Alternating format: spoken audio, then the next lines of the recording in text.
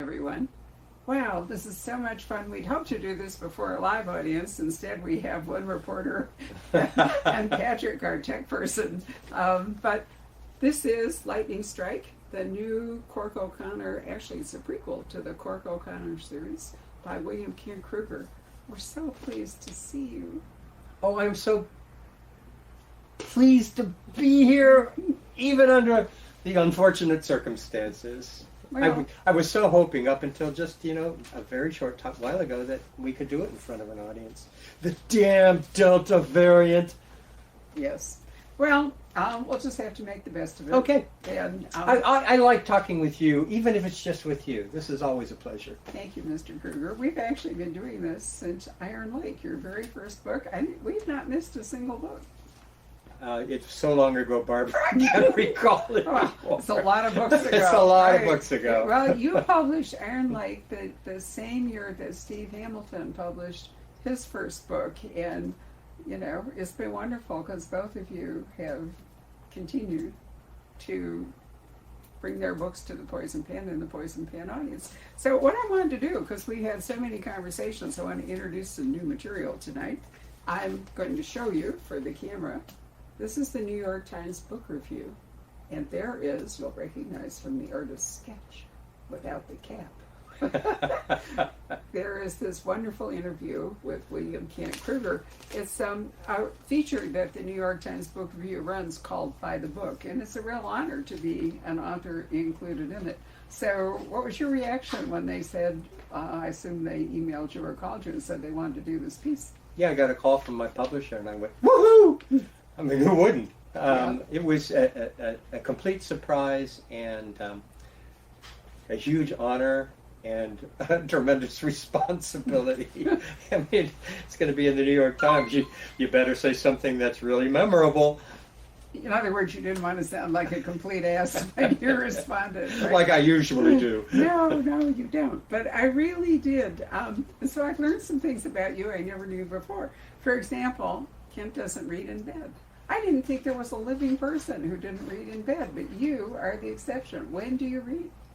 Usually in the afternoon, because if I read in bed, like in 5 minutes, I'm ready to go to sleep. And as I said in the article, I find myself reading the same page again and again, night after night, trying to get in. It's just, it's not for me. It's not, I go to sleep. That's what you do when you go to bed. Well, that's one of the things you do when you go to bed. I hope it's more than that occasionally. Well, see, but I read in the afternoon when I have more energy and I'm more Right. awake, and so I can spend a long time with a book, really get into it. I have a lifetime history of reading myself to sleep. In fact, I don't think I can actually go to sleep if I don't read myself to sleep. And at one point in my life, when I'd had surgery gone wrong and I was on serious medication, and I said to them one day, I want to go off this stuff. And they said, no, it'll be too hard on you. And, you need to stay on it. And I said, no, I want to go off it. And they said, why? And I said, because I can't read. I am so doped up. I can't read. I would rather use books as my narcotic than real narcotics. And, so they let me do it. They were right. It was a really dumb thing to do. But nonetheless, once I got past the detox, it was right for me. But I got to tell you, as a writer, if you told me that my books put you to sleep every night, I wouldn't consider that a compliment. No, I didn't mean it. They were soporific. It's just that's that. Well, let's go on. All right. Are there any classic novels you've only recently read for the first time? And I'll bet this answer would apply, not your answer, but that question would apply to many people during the pandemic. What was my answer? What was your answer? The Reavers? Well, here I learned that you've led a book group for your church community for many years. And it's William Faulkner's The Reavers. The Reavers, right? yeah. Which is, I'm not sure if that was the book that was cited when Faulkner won the Nobel Prize, but it won the Pulitzer Prize the year it came out. And it's one of his lesser-known works. I don't think a lot of people, if you said William Faulkner's The Reavers, they would go, huh? As I lay dying, Absalom, Absalom. But The Reavers? And I lead the book group, and I recommended, what the deal was is we had chosen last year to read a novel by every American Nobel Prize winner in literature. And when it came time to choose a book for Faulkner, anybody out there who's tried to read Faulkner without taking a class in Faulkner, you understand it can be a very challenging prospect reading a Faulkner novel. So I suggested The Reivers because I knew it was one of the more approachable, and I knew it was picaresque in its in the story that it told, and I just thought maybe this, and it turned out to be the favorite read across all of our Nobel Prize winning authors of the book group, and I was just so impressed with how human it was, and how accessible it was, and how often I laughed at a Faulkner novel. I'm astonished. So you should read it. I will do that. I will definitely do that because I haven't read Faulkner. Did you have anyone to guide you through reading Faulkner when you were a younger reader? Yes, I was talking to Patrick, who's behind the camera at the moment, and we were talking about the fact that Moby Dick is not a novel I've been able to ever finish, despite the many times I've tried to try it, and it's one of Patrick's favorite novels. And Patrick explained that he had somebody very knowledgeable in college who guided the class through Moby Dick, pointing out all of the wonderful aspects of it. I had that with Faulkner, and so I have learned how to appreciate Faulkner, despite the density of the manner in which he tells a story. So my suggestion for The Reivers, it was one of the Faulkners that I had never read but knew about, and so it was a discovery for me. Was Faulkner an influence on you, even if you hadn't read his entire oeuvre? Not in the least. Okay. So who has been, digressing from the New York Times, who were major literary influences for you? Well, I tried, my father was a high school English teacher, and when I was 18 years old, he insisted I read Ernest Hemingway. And I fell in love with Hemingway and tried for a very long time to write the great American novel as Ernest Hemingway might have written it. Stupid on so many levels. But I outgrew Faulkner, I outgrew Hemingway, and I grew into Steinbeck. And Steinbeck continues to influence my writing in this respect. Steinbeck does two things that I really admire in his writing. One, he has great compassion for the underdog, for people who are struggling in the world. And I mean, we're in such a place right now that I think we all should read some Steinbeck so that we open our hearts to the people who among us who are really struggling in life. And the other thing that Faulkner does is the other thing that Steinbeck does is he gives the reader such a profound sense of place. When I read a Steinbeck novel that's set in the Salinas Valley, particularly, I can see his heart in every line. And when I write a story set in Minnesota, that's really what I'm trying to give the reader, an understanding of how much I love this place that I'm writing about. So Cannery Row, Grapes of Wrath, those kinds of books. Exactly. Because it's certainly true. In fact, most of your books are actually named for geographical places in Minnesota and in the Midwest. You know, I did like your comment very much. Where is it in here? About the Midwest. There it is. You were talking about what genres do you especially enjoy reading, and you say I'm drawn to crime fiction, but there are a lot of subgenres in that broad category, and some of them I prefer over others. When I'm reading outside the crime genre, I gravitate towards novels set in the Midwest. So what is it that's distinctive, do you think, about a Midwest novel and a Midwest voice? I mean, I'm from Chicago, Sure. You're from Minnesota. What Sure. is it that you think of as a Midwestern novel? Well, first of all, they're accessible. Okay. And they're accessible because they are spare in their language, but eloquent in what they convey. In some ways, it's sort of like a poem. And I think that those of us who write about the Midwest and write out of a deep love of the Midwest understand that so much of our work is about the connection that we have with the land that we occupy. In the Midwest, we take great pride in believing that we shape the land, but the truth is the land also shapes us. And so much of what we write about comes out of that connectedness with the land. As I point out in the article, Marilyn Robinson and her novel Gilead, which is one of my all-time favorites, I think is a good example of that. Or if you read the poetry of Ted Krueger, it's simple language, and yet it conveys such depth of emotion and meaning. And I think that's classic Midwest. I've always thought it was interesting that there are so many more crime writers in Minnesota writing about Minnesota than Chicago. Chicago really, for a major city, has a surprisingly low number of crime writers.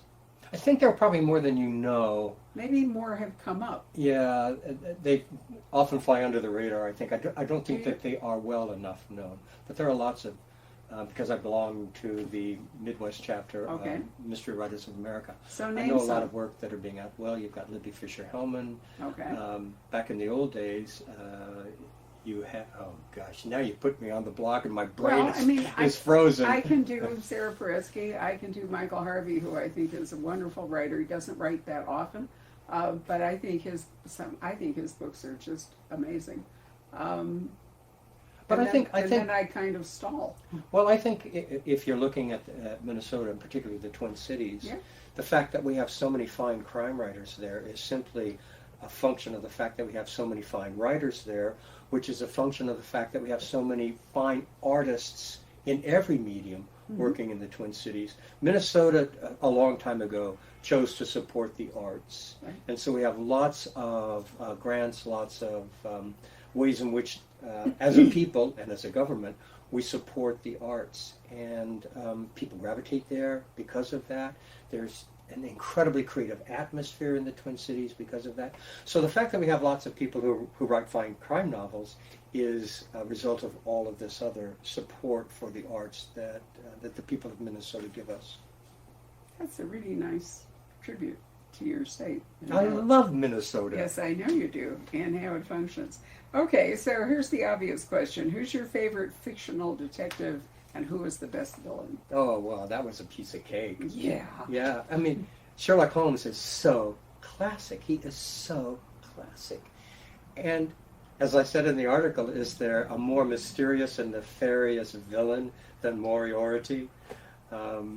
And how many other writers have taken those two characters and riffed off them, you know? Oh, listen, it's an ongoing thing. There are always new people who are writing either what we call pastiche, which are sort of a continuation of the Holmes canon, or using it as a template for much more adventurous and creative Sherlock Holmes things. You know, I mean, I absolutely loved one episode of the TV series. I don't know if you remember it, but with Benedict Cumberbatch. Yeah. And at one point, I can't remember what it is that is going on, but he has a medical thing going on, and he says it's a 3-patch problem.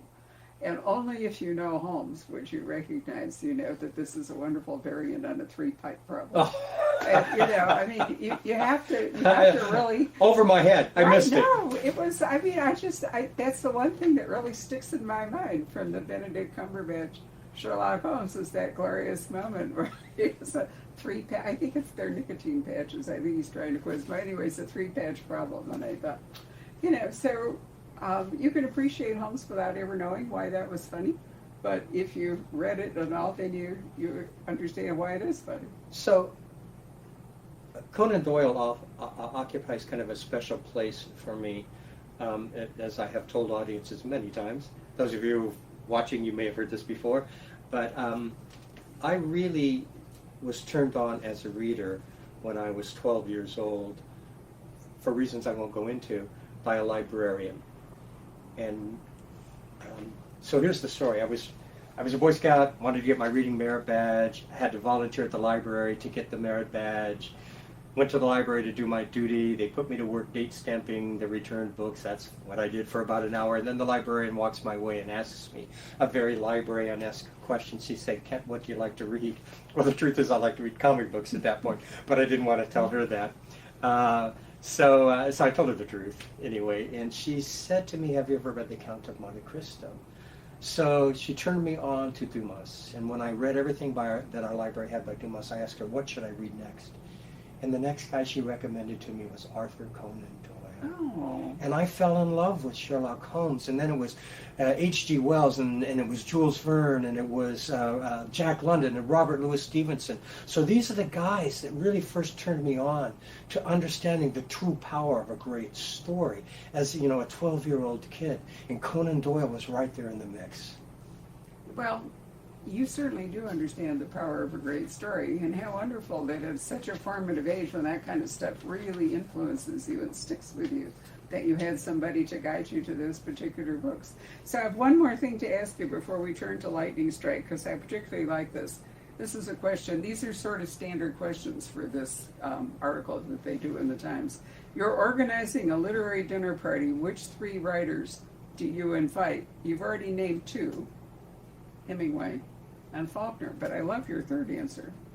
Do you remember it, or do you want me to read it? Emily Dickinson. Yeah, but why? Emily Dickinson, because I would love to know what it's like to spend your life writing and become famous only after you were dead. Well, there's a whole thing going around. I could ask the same thing of Van Gogh, I guess. Well, I was just going to say, there's a whole exhibit going around about Van Gogh, and I've been to the Van Gogh Museum in Amsterdam. We had another exhibit, Immersive Van Gogh, at the Science Museum here. And, it's practically a religion. And yet, the poor man was never able to achieve any kind of success. And, it's a tragic life story. And his brother, who tried to support him, only outlived him by a few months. Yeah. So it really became his... And it was Theo's wife. Exactly. Who made Van Gogh famous. That's right. Yeah, she really did. And, which goes to show that you do need a curator. You do need a custodian of your work and somebody that can promote it. Because there are probably artists and writers who leave us, and nobody does that for them, and so we never really recognize them. That's true of musicians, yep. too. Carmen was a complete flop when Bizet premiered it, and it's turned into one of the most popular operas of all time. So, but he got to see that. But you're right, how terrible. Van Gogh never got to be famous. And on the other hand, yes, one of the things that I believe truly as a writer is, you don't write to be famous. You write to satisfy a need that comes from inside you. And if you become famous and people, know your work, that's wonderful. But that's not why you do what you do. And I'd love to hear that from Emily Dickinson. I'm sure if she were here today, she would tell you the same thing. Well, here we have Kent, who actually writes for himself, but has also become famous and won awards. I presented one to you, I can still remember, at Left Coast Crime. But you've won all the major mystery awards, and so that must be very satisfying. Just to know that other people love your work, regardless of whether it means celebrity or money. Well, it's wonderful to have that kind of confirmation. Yeah. The problem I have with any of this is that these are all arbitrary measures of success, arbitrary gauges, and the bar that's set is set by other people. And I would just love for us to get as writers, to get to the point where that's not what's important. But it is surely nice when you get recognized. Well, it really is, and if you want to continue... I won't deny that. No, and if you want to continue to be published, it's good to have an upward arc so that your publisher is... Well, your publisher certainly likes it when you win awards, or hit the New York Times bestseller list. Absolutely true. So, a year or two ago, must have been 2 years ago, I got an email from Ken asking if I would look at a manuscript that he'd been working on. And I said, of course I would, and so it arrived. And it was the manuscript for This Tender Land. And one of the questions for you was, or the question that you were asking me was, would people expect this to be a sort of sequel to Ordinary Grace, or how, because that's what you were supposed to be writing, yeah. but you went off course there. And we had a good discussion about it, and in the end, of course, This Tender Land published as its own book and not as... But you remember what you advised me to do? Yeah. It was such a wonderful piece of advice. You advised me to write a letter to the booksellers and explain exactly to them what I had explained to you. And that's what I did. And it made all the difference, maybe not all the difference in the world, but it was certainly very helpful because booksellers understood and got behind it.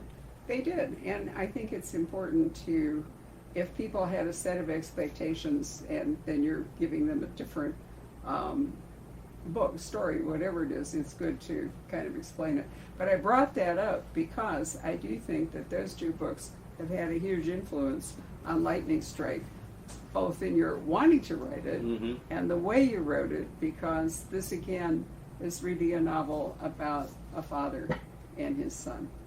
So if I'm right, tell me if I'm right, and then tell us about Lightning Strike. Yeah, there are certainly similarities, and you can see the influences of both Ordinary Grace and This Tender Land in Lightning Strike. The most obvious influence is the fact that they're all essentially stories told from an adolescent male perspective. In fact, Ordinary Grace and This Tender Land, the narrators, the first-person narrators, are those young voices. In Lightning Strike, it's a third-person narrative, but it's about Cork when he is 12 years old. I have to be honest with you, I wrote this novel at the urging of my agent, who for years has been encouraging me to go back and tell the story of Cork and his father particularly, because so often across the course of this series I have related incidents, Cork has related incidents about things that occurred with his father, the relationship he had with his father, but I've never explored it in depth. It has clearly been a complicated relationship, I knew that all along, but this was an opportunity to go back and finally explore that relationship in depth. I don't know what women's relationships are with their mothers, but men have a very complicated relationship with fathers. And maybe it's the same in that... Trust me, it's the same. Okay, I see it from a male perspective. Fathers have and I know this from a father's perspective as well as a son's. Fathers have a duty, feel they have a duty to prepare their sons for the world. And sometimes the way in which they go about it can seem callous. And it's hard for a son to get beyond that sometimes iron front, because there's a huge heart always, usually, behind it. It's hard for a son to get beyond that solid front. And this is the story of Cork encountering that and trying to understand what's going on. It's really he's beginning to understand the world is not as he has seen it, and people are not as he has seen them, and it's confusing, as it is for all of us as we try to understand our relationships with our parents, and then our relationships with our family, and beyond that, our relationships with the community and our relationship with the world, which is essentially what Cork is going through in Lightning Strike. Well, I think when he's, you have a scene where he's on his bicycle delivering papers. Which I did as a kid. And yes, I could tell that you wrote it from the heart, right? And I think that you illustrated that whole thing about him, out in before dawn, delivering his newspapers, thinking that he sees his community, but gradually recognizing that what he's seeing at that hour and by himself is not the whole thing. But another theme that you've explored, you did write a really dramatic book. Is it Red Knife? I always forget the Red title. Knife. Thank you. About the reservations, the Native American reservation in Minnesota, and how bleak and difficult life has been there. But in this book, you also remind us that that Cork has a mixed heritage, because his grandmother, right, is Anishinaabe. She's a true blood Iron Lake Anishinaabe. Right. And so that has pluses, but it also leads to minuses in the community. He's looked at as something, it's not really a half-breed, but, a mixed breed anyway, which doesn't mean that everybody accepts that well. Yeah, particularly back in those days, if you had any native blood in you at all, there are a lot of people who looked at you as tainted. Mm-hmm. And so if you had Native heritage, it was not necessarily something that you broadcast. And a lot of people tried to hide it, or were even unaware of it because their families didn't talk about it. Cork, because his grandmother is true blood Ojibwe, has always been kind of proud of that. And he only is becoming aware of the fact that people in the community look at him differently because of that. Look at his mother differently because of that. Look at the marriage between his mother and his father differently because of that. That's something he's never really been conscious of before. But in this summer, because of the events that occur in Lightning Strike, he begins to understand that. And now he has to figure out, what do I do with this? Well, because we have read Cork's mature life, and we know that Henry Malou has played a part in it. We know, we've read Red Knife, we know about what happened there. We know that Cork has a love interest that, again, is... So it's interesting to see him just gradually becoming aware that that mixed marriages, mixed relationships are not the norm, and that some people will look down on that or resent it, or some people will celebrate it. We've come a long way since he was a child, but maybe not as far as we could come. Yeah, if you know, across the course of the series, Cork is always struggling with the realization that he's not quite white enough for the whites, Right. nor Ojibwe enough for the Ojibwe, and he's trying to figure out how to walk that difficult path. Indeed, which is also a problem for his kids. Mm-hmm. So it's fascinating. We also know that Cork's father, who was the sheriff, died young and died in office, and so that's the one thing about this book I found so sad, is that I know that Liam is not going to survive this book. Yeah. It's not a spoiler because it's right up front. We know that from having read all the other books. If you remember that, having read all the other books, yeah. Well, it came up in Iron Lake, and Oh, sorry, I read all your books in real time as you've written them, so I always knew this. And then we also get to see Henry Malou, who's such a wonderful character. He's a much younger man. He's 50 years younger, roughly, in this book. And one of the joys of the series has been Henry, and those of us who read it are always hoping that Henry will live to be some, total ridiculously old, right, some age. Centenarian, so it's fun to see him when he's a much younger man, and his age isn't actually important in this book. Yeah, I had a lot of fun writing Henry Malou as a young man. I had a lot of fun writing, for those of you who know the series, that Cork runs a burger joint called Sam's Place that was given to him by the Ojibwe friend of his father, Sam Wintermoon. And in most of the series, Sam is dead, but in Lightning Strike, he's alive and a very influential person in Cork's life. He is. He's flipping burgers, and his burger place is only open it closes in the winter. Right. Obviously, As most burger joints do in the North Country, or many resort businesses. So you also, I was never entirely clear about what body of water is where, because, having grown up in Chicago, for me, all serious water is east. It totally confused me when I was an undergraduate at Stanford. I never could get the Pacific Ocean on the right side. Well, part of it was the bay, because, You've got water on both sides. I know, but, it's an orientation that that you stick with. For me, east is water and north is and I'm sure that if I'd grown up somewhere else, I'd have a different geographic. But in Aurora, the lake is not Lake Superior, and for some reason I've always just kind of assumed it was. But in fact, this is a freshwater lake that is not Lake Superior. So where is it? Iron Lake is very like a number of North Minnesota lakes, freshwater lakes, but Lake Superior is also freshwater. Yes. It's just an enormous body of freshwater. And very deep. And I have never been very specific about the location of Iron Lake and Aurora.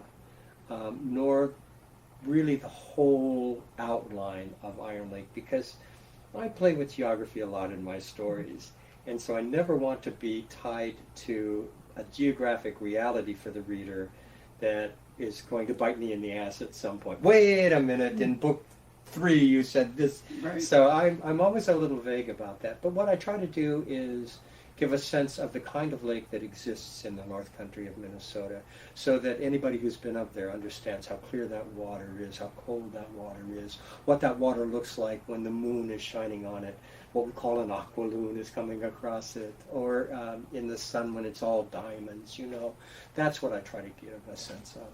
Well, I was particularly struck by, you know, there's a moment in which it's clear that Sam's place is on the lake. It's not right in downtown Aurora. It is over It's on at the lake. edge of town, Right, right on the lake. on the lake. And so then it occurred to me that I had to think seriously about the You lake. just And needed is to the lake shrink your east? thinking of lakes. Well, and so I'm still stuck there looking north, and the lake should be east, you know, but maybe for all I know, the lake is over here on the west, if I'm facing north. So you don't even want to give me the compass point. Well, let's not even do that. Okay. Although, for those of you who read the book, Iron Lake is east of Aurora and Sam's Place. Uh-huh. Yay. But it runs north and south along there as well. So my sister went to camp in Minnesota, and I Oh, yeah? can remember, Hackensack. Oh, Minnesota. Hackensack, Minnesota, sure. There you are. And I remember going up there and being so impressed that we could hop over the headwater of the Mississippi. Yeah. It's just like a little hop across, and, you know, I knew the Mississippi from much mightier body of water. My new goal is to take the Mississippi cruise from St. Paul to New Orleans. I've been on like every other major river except the Amazon. I don't know, I miss the Amazon. I mean, seriously. I think that sounds like a fun trip, too. Well, and I'm just so interested, and and they've opened up navigation on the Ohio and the Cumberland. You know, there's a whole kind of river paddle wheel thing going on, which was exclusive to Europe for a long time. And also in Russia, I've been down the Irrawaddy in Burma, you know, down the Mekong, whatever. And I thought, why haven't I done the Mississippi? So next year, BoucherCon, the big convention, if it can be live, it's going to be in the Twin Cities, right? And so I'm going to coordinate, just warning you now, Patrick, I'm going to be gone for a while. I'm going to coordinate going to BoucherCon and then stepping on a boat and going down the big river. And in fact, I think I can't remember if it's the Smithsonian or National Geographic, it might be the Smithsonian, did a 3-part wonderful TV documentary that starts in St. Paul and goes to New Orleans. And it's wonderful, but it's still not the same as actually being there. I got to tell you this story. My daughter is an avid canoeist, and she has often done the Mississippi. And she went through, there's the first lock on the Mississippi River is there in the Twin Cities. And she was talking to the guy who ran the lock. And she was saying, boy, you must see a lot of us in canoes coming down the river. And he said, yeah. He said, you know, the other day I had one of the most unusual guys come through. He came through in a canoe with all of his, looked like worldly goods, and his dog.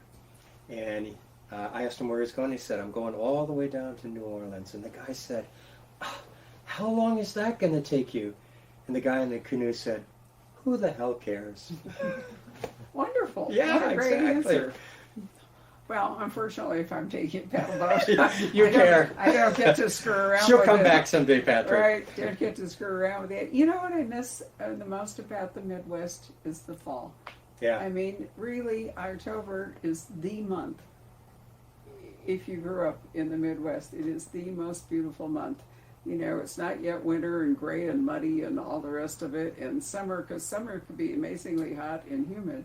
But you got that gorgeous month where the trees are turning and the weather is interesting, and I really miss that. I mean, I love Scottsdale, but we don't really have seasons.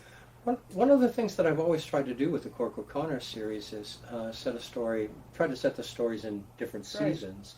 Because in truth, every season, I think, in the North Country and the Midwest has a particular kind of beauty associated with it. The fall is certainly the explosion of colors, but you know, to go out on a night when it's just snowed and the moon is up there and the snow is all sparkly and it's like you have this quiet world to yourself. There's such beauty there. In the spring when you smell that wet earth with all of the growing things now finally coming up, there's beauty there. The summers, boy, you're in the lake in the summers and you're on the rivers in the summer. So there's something beautiful in every season. And I try to show that in the course of the stories. Not too often in November. November is the worst tends month anywhere.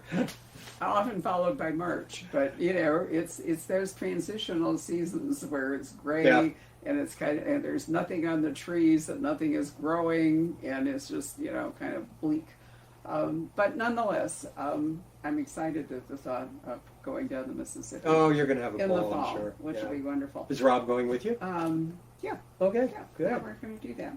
Another thought is that you often, well, actually, you really love to, I don't want to say often, frequently, you like to set up impossible crimes in the sense that you like to set up a crime that appears to be one thing and then turns out to be another. And we're not going to do any spoilers here, but you set yourself a fairly high bar here with a death that appears to be one thing, and then the question is, was it?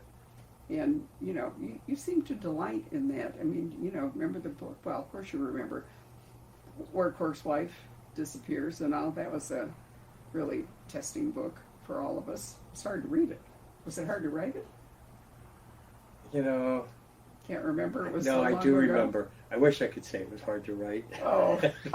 Oh! It was simply what the story demanded, so I wrote what the story demanded. Well, it was a tough book for readers. I still get readers who haven't forgiven me for that book. Well, no, it wasn't a question of forgiving you. It was just really hard to read it. But I think you set yourself a fairly high bar, you know, by setting up a situation, and then if that isn't the real situation, how do we get to what it really is? And that's a lot of what this story is about. Yeah, you know, that's exactly what I set out to do. I wanted to create a situation that would appear one way but was in truth another. And how it appeared depended upon the perspective from which you were viewing it. And because we have a situation in northern Minnesota where you have a significant white population and a significant native population, they see what's happened in two different ways. They each have a way of looking at it. And that's what I wanted to get at. Well, I think you did it extremely well. You know, I mean, I always assume that it isn't what it appears to be when I'm reading one of your books. Never take it on faith. But I think in any good mystery, it's never what it appears to be. That's definitely true. I mean, I find myself writing reviews. It appears to be suicide. You know, you have to get in the waffle word there, and it doesn't deny, you know, that it could be a suicide, but then perhaps not. And you know, often find one of the hardest things about talking about books early and reviewing books early is you can't really talk about. You don't want to give anything away. No, but oftentimes it's how it all works out that's the thing you most want to discuss, and then you can't really do it without spoiling it for a person who hasn't yet read it. This book doesn't actually physically publish till tomorrow, so we have to be extremely careful not to say anything that will spoil your reading pleasure. But here I am at Poison Pen the day before it actually comes out because I love Barbara. You love the whole staff. It's I not just do. you. Not at all. If you've never visited the Poison Pen, you need to. But it's a challenge, you know, to try to work out what we can say about the book and give the essence of it without giving anything away. And this is a book that would be really interesting to try. So next year, when we talk about, and let me ask you, will there be another Cork O'Connor next year, or are you going to write something different? No, I'm working on revisions to the next book in the Cork O'Connor series right now. Oh, good. It'll be out in the fall of 2022. And then you're thinking about another standalone. I have already begun work on another standalone. Aha. That will be a companion novel to both Ordinary Grace and This Tender Land. A trilogy. The Heartland Trilogy. I love it. You know, why is it? Do you think, you know, is a 3-act structure just so common in drama that it suggests itself to writers as well, that a trilogy? I mean, I can hardly remember an author coming in here and saying, I'm writing a tetralogy. It just hardly ever comes up. I know. I think there's something cosmic in the three. Do you? Yeah. Father, Son, and Holy Ghost. I don't know, the shape of a triangle is such a solid shape, you know. I don't know, I'm coming up with all these things. But for me, I have always envisioned it as 3 books that would deal with the same themes in the same area and all be set in earlier times. I envisioned that long ago. Actually, the Heartland Trilogy is a brilliant overall title. I I like that. thought so too. Yeah, no, I really like that. Wow, and until you write it, we don't have it, so There you go. have to finish that. Well, I'm cheered to hear there will be a new Cork O'Connor. And one of the other things that's wonderful about the Cork O'Connor series is that while it's Minnesota-based, and Minnesota is so important to it geographically, culturally, the whole bit, you have taken him other places. For example, Arizona, down on the border, Colorado. Trying to remember where else he been? The UP of Michigan. Okay, I've taken him out 3 times. Wyoming, Wyoming. I keep Arizona, saying Colorado because right. it's the Rockies. Wyoming, Arizona, and the UP of Michigan. I don't leave him out there very long because readers really want him to be, in Tamarack County, Minnesota. Yeah. But there are reasons to take him out periodically.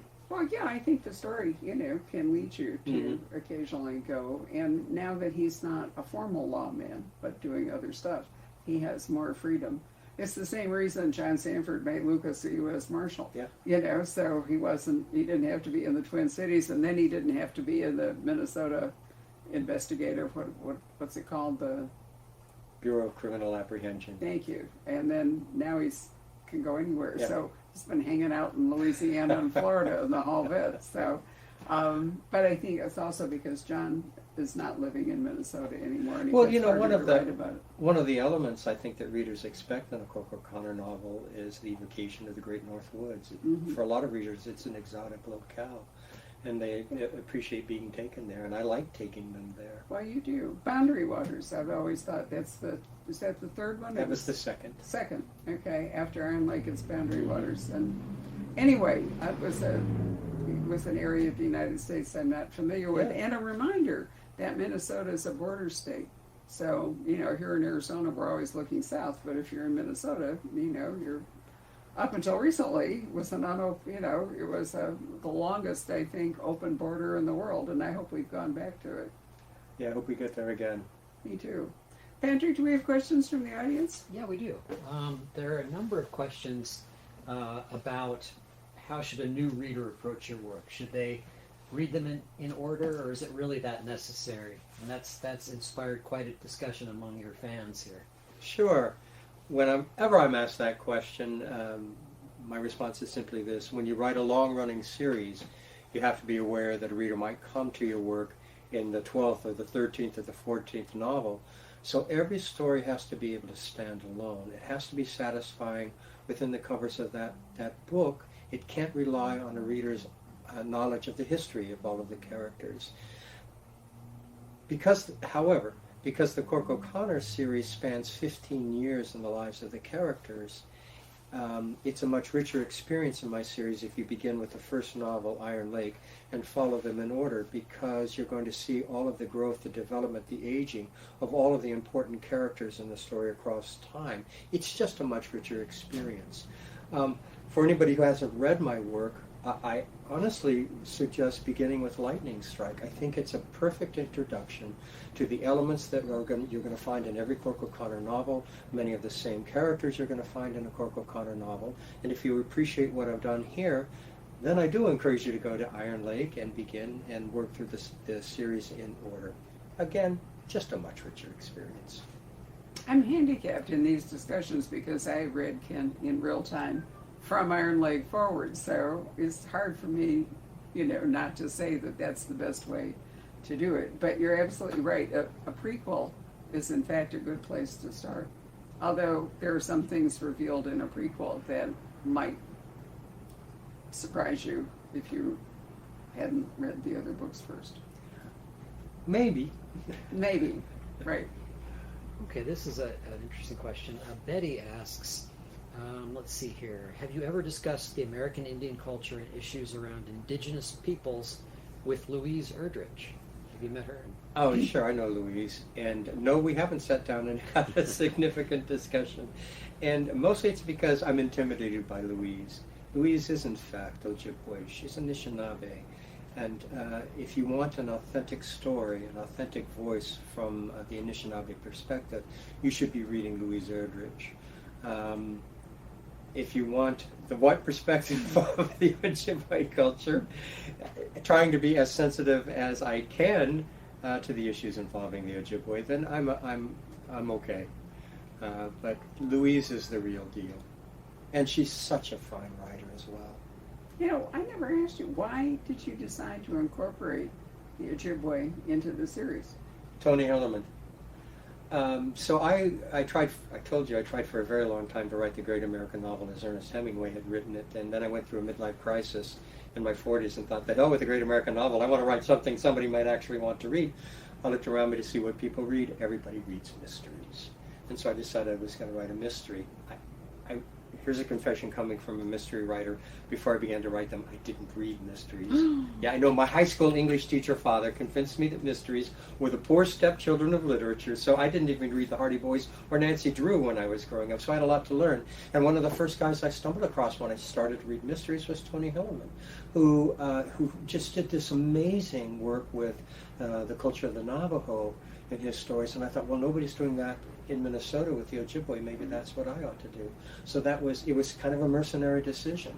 But across time, all of these years working with the Ojibwe folks up in Minnesota, the friendships that I've established, I have just come to respect, admire the culture of the Ojibwe and the Ojibwe people. It's a rich culture, it's an ancient culture, it's a complex culture. And one of the things I admire about them most is, despite all of the crap, all of the horrific things that have been done to them and thrown at them, they haven't lost their sense of humor.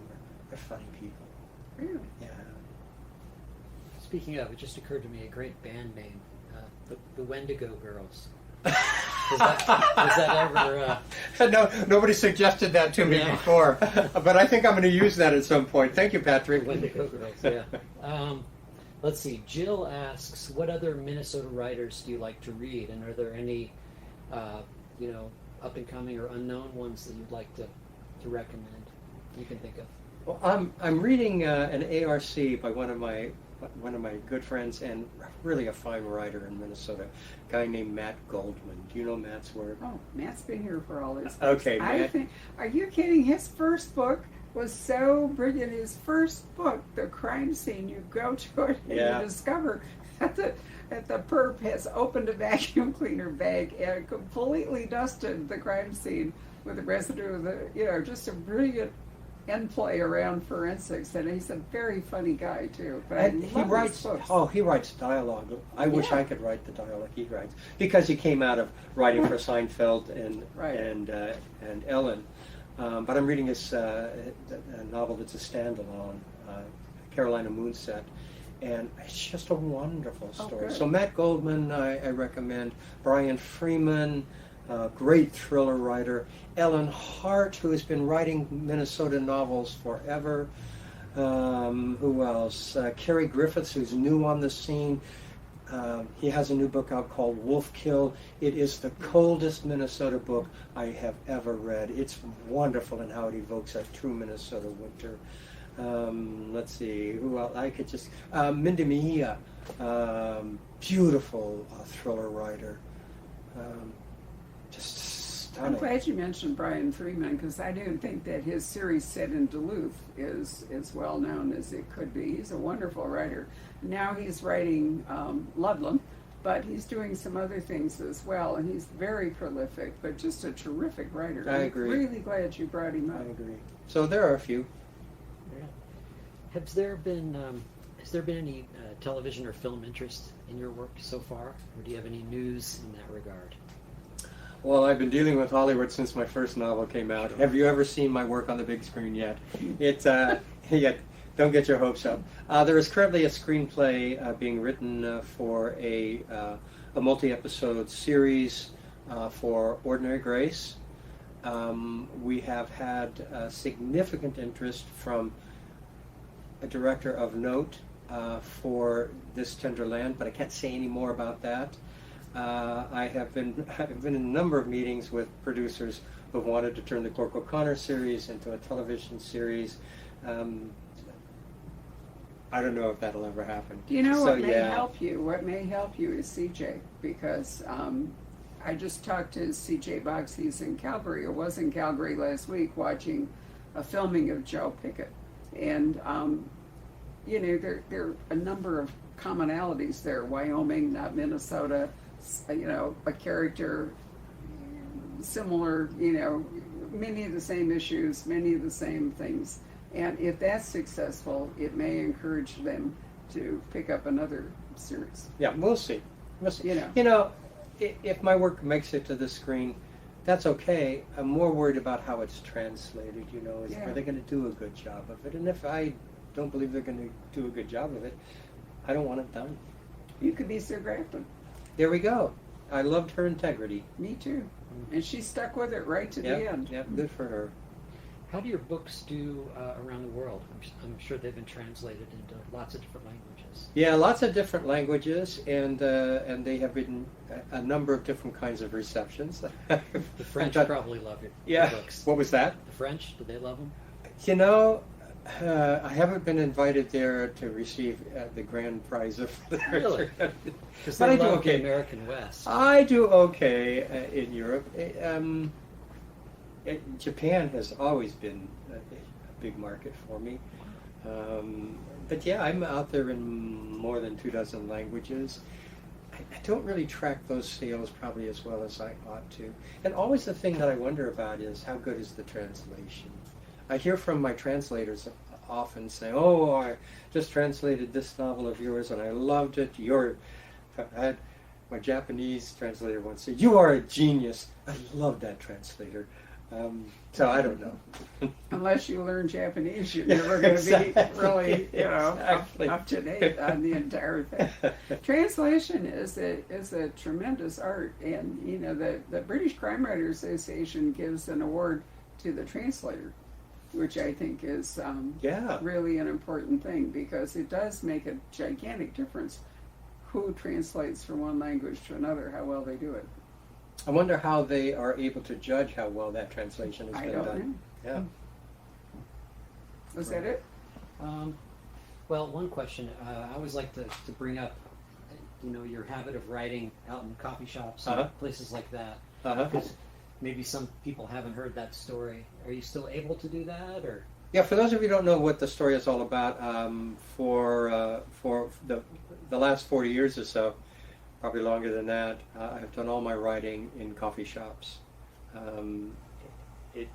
It's just where I developed the magic of my work. Because when I really wanted to become a writer, I was the sole support of our family, and I convinced my wife, who was going to law school at the time, that if she got our kids up and dressed and off to school first thing in the morning, so that I could go to the local coffee shop 2 blocks away that opened its doors at 6 o'clock in the morning. When I came home from my job, at the end of the day, I would be the best husband, the best father you can imagine. She bought it, and so there I was every morning at the coffee shop at 6 o'clock with my pen and my notebook in hand. And so I developed all of my writing process in coffee shops, and I did that all the way up until the pandemic.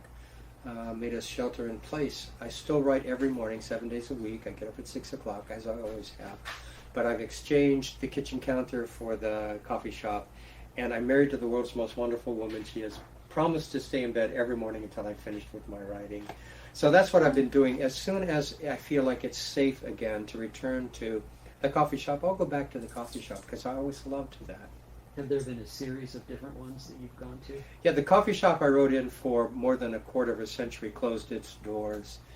There would have been my heart. It was a place called the St. Clair Broiler. And then I just transferred my loyalty to a couple of other coffee shops close to where I live now.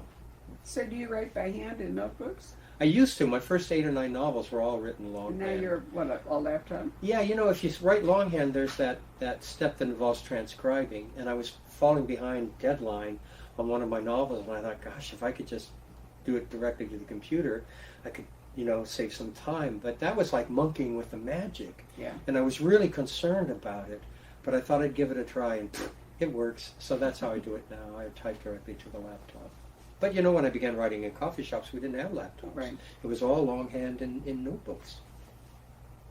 Did you keep the notebooks? Well, I kept them for years and years and years, and then we moved, and they were all stacked up downstairs. You know, it took me about 8 or 9 notebooks per novel, and they were just all over the place. And Diane said, "You really need to keep these," so I tossed them. So I no longer have them. I didn't know, you know, if the Smithsonian comes calling, I don't know. No, so that's the way it stands. I do not have those notebooks anymore. Anything else? Just how in the world can you concentrate in a coffee shop? Somebody asks. Yeah, you know, I understand it sounds sort of anti-intuitive, but over all of these years, what happens in the coffee shop is everything that goes on there is white noise. It has nothing to do with me. You know, a waitress drops a tray of dishes, big deal. It's not my responsibility. Do fans interrupt you, though? You know, occasionally, actually people, at least in Minnesota, are very respectful. Sometimes, because it's pretty well known where I write, sometimes someone will come in and come over to the table and just say, "Just want to let you know I really enjoy your work," or they'll come with a book and ask me to sign it. In the old days, though, when I wrote at the Broiler, the regulars there could be kind of a problem, because these guys were there every day, would occasionally come over and sit in the booth and proceed to tell me some long, pointless story that they were sure I'd want to use in my next novel. That was the only problem. But most people are very respectful. You know, the honest to God truth is it's a little too quiet in my home. That's why I don't write there. I've actually had this experience. I've had the house to myself, and I can still remember this day. Beautiful winter day. The sun's out. The snow's out there. It's all sparkly. I'm the only one in the house. It's exactly the kind of atmosphere you would think would be conducive to creative work. And what am I doing? I'm sitting there going, shouldn't the furnace have come on by now? You know, I hear everything. I walk by the kitchen sink. I'm thinking, I got to wash those dishes. The phone rings. I got to answer it. There's a knock at the door. And in the coffee shop, none of that is there. None of that distraction is there. So that white noise has become very helpful and a significant part of my creative process. It's not just the noise. It's just you're not responsible Yeah, for the space. exactly. That's really, you know, Exactly. what it comes down to Yeah. is a lack of responsibility. For me, it's like going to the office. Yeah, no, I see. So I have a question for you, which is that you do some very, very long, or did, extensive book tours. I mean, wasn't it for This Tender Land? You did like a road trip for 2 months or something. Up and down the 25,000 miles. Yeah, up and down the Mississippi, the whole bit. So do you write while you're doing that, or are you now sufficiently productive that you can take off a couple of months and still meet your deadlines? I'm not worried about being productive. I'm worried about losing connection with the energy of whatever the project happens to be. So even when I'm on the road, I still get up at 6, even if I'm, you know, in a hotel or wherever. I get up at 6 o'clock, I go down and I try to write for at least an hour in the hotel before I take off and catch my plane or whatever. Because I think it's important to stay connected with that energy. I wondered because, you know, that's a tremendous amount of time to be, and you don't find that, you know, connecting with fans and talking to fans about this book, because this is not the book Kent's working on. He's actually a book ahead and then started another book.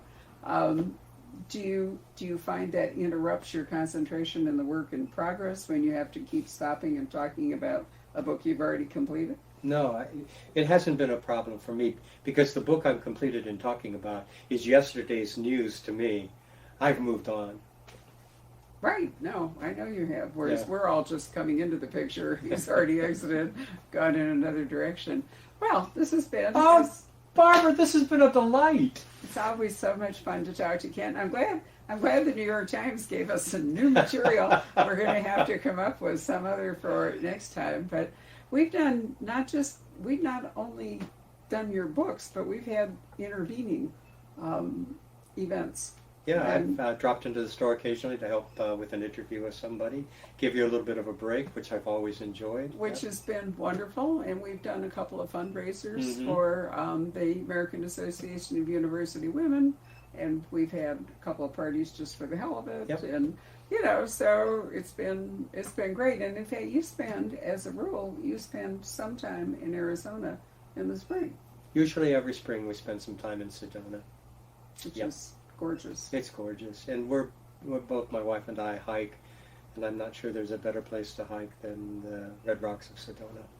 Actually, the Red Rocks of Utah. Are they? If you ever go up there, yeah, I'm going to have to introduce you to Moab Okay. at some point. Not that Okay. I don't want you to be in Sedona because you're closer, but nonetheless, Moab is extraordinary. I'm always looking for more places to hike. We'll talk. Right. Anyway, thank you all for watching this evening, and let me remind you that Kent, because he's here, has actually personally autographed these books, Lightning Strike, and you don't want to miss out on it. And I will say, just as a warning note, that it's getting increasingly difficult for publishers to create print runs for books, the first print run, and they tend to sell out early, and if you're not alert, you wind up with either a wait or a later print run. It's a discussion I've had recently, and you'll see some material on our website, on our homepage, explaining all the reasons why this is true. So, while we still have books, first print run, signed, this is your moment to buy it. Thank you so much. Good night, everybody. And Good night. Kent. Stay safe, stay well. Hello. We hope you're enjoying our programs and podcasts with authors. We'd like to expand them, and your help would be appreciated. Please make a donation at poisonedpenfoundation.org. 100% of the proceeds will go to help connect authors with readers in this difficult time. Thank you.